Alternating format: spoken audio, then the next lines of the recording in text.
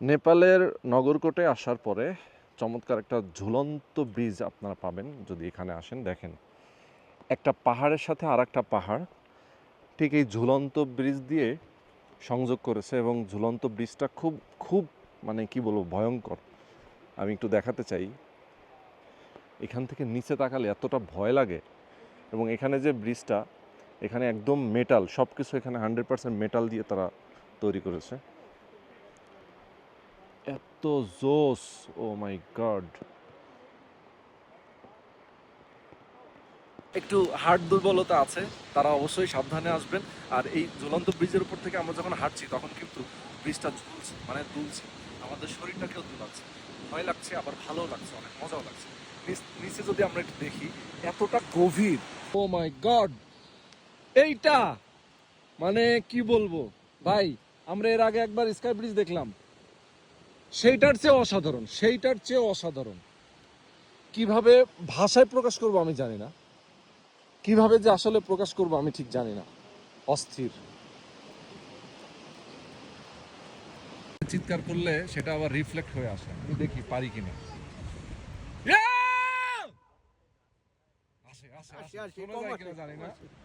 শোনা যায় কিনা আমি ঠিক জানি না, আমরা শুনতে পাই, ঠিক আছে? আমি আবার চিৎকার দিব, দেখি সবাই শুনতে পারে কিনা। ঠিক আছে, আপনারা শুনতে পারেন কিনা জানাবেন, ঠিক আছে? I love you! I love you! আসে আসে আসে আসে আসে, ইয়েস, ওকে ওকে, চমৎকার। এই যে এখানে লেগে হাতটা কেটে গেল।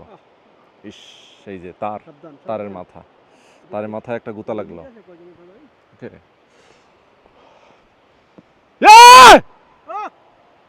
ওয়াও, ওই মধু,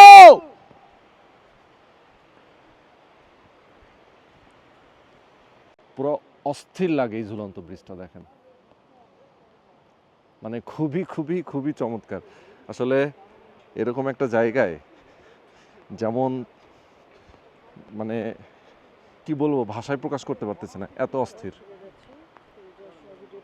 প্রিয়জনের সঙ্গে এখানে যদি আসেন, কি যে লাগবে, কি যে ভালো লাগবে আপনার। যারা আপনারা এই জায়গাটাতে আসতে চান, অবশ্যই অবশ্যই একবার আসবেন, ঘুরে যাবেন।